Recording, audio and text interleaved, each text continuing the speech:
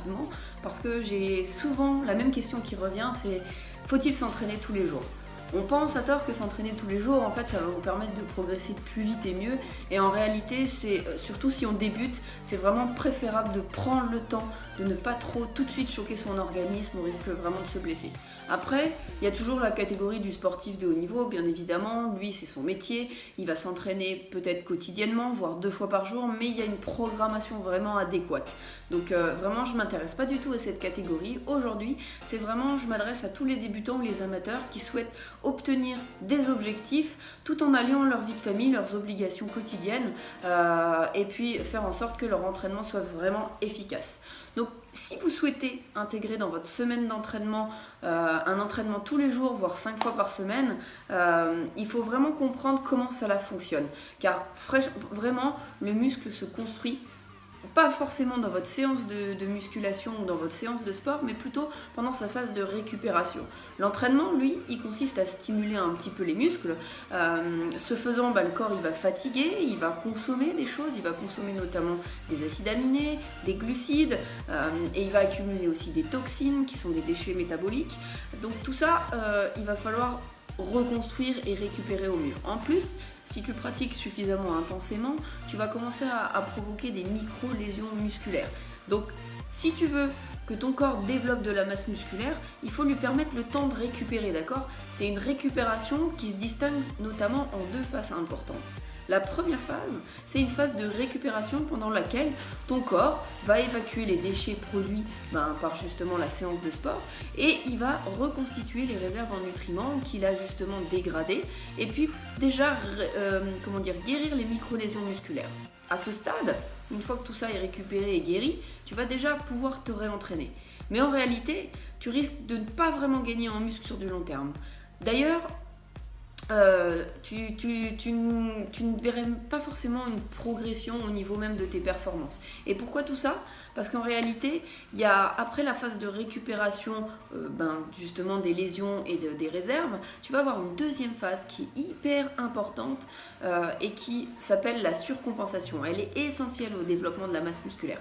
En fait, pendant cette phase, le corps va s'adapter à l'effort qu'il a préalablement subi, d'accord ? Ça a été difficile pour lui et il va vouloir surcompenser, c'est-à-dire se développer de meilleure manière pour que la fois d'après, cet exercice qui lui a été difficile soit un peu facilité. Donc c'est à ce moment-là que vraiment le muscle s'adapte, qui va grossir et qui va se dessiner. C'est pour ça qu'il faut vraiment...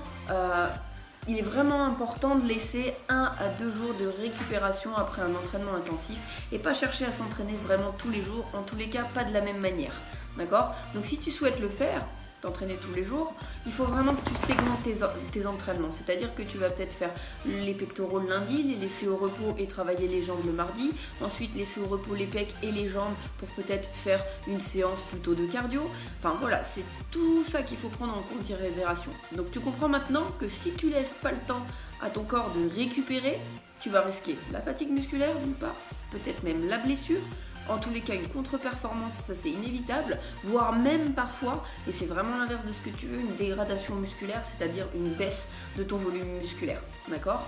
Donc vraiment, la dernière chose qui est primordiale aussi, et ça je pense que tout le monde le sait, la notion du 80-20, les 80% de nutrition ils ont tout leur sens ici parce que si tu veux vraiment récupérer, apporter les bons nutriments à ton corps et pouvoir te réentraîner derrière, il va falloir vraiment veiller à te nourrir correctement, à apporter à ton corps les nutriments nécessaires pour qu'il puisse réparer et parfois même un petit peu plus que ce qu'il a dégradé pour justement activer ce phénomène de surcompensation qui lui aussi a besoin de choses structurelle pour construire de la nouvelle fibre musculaire.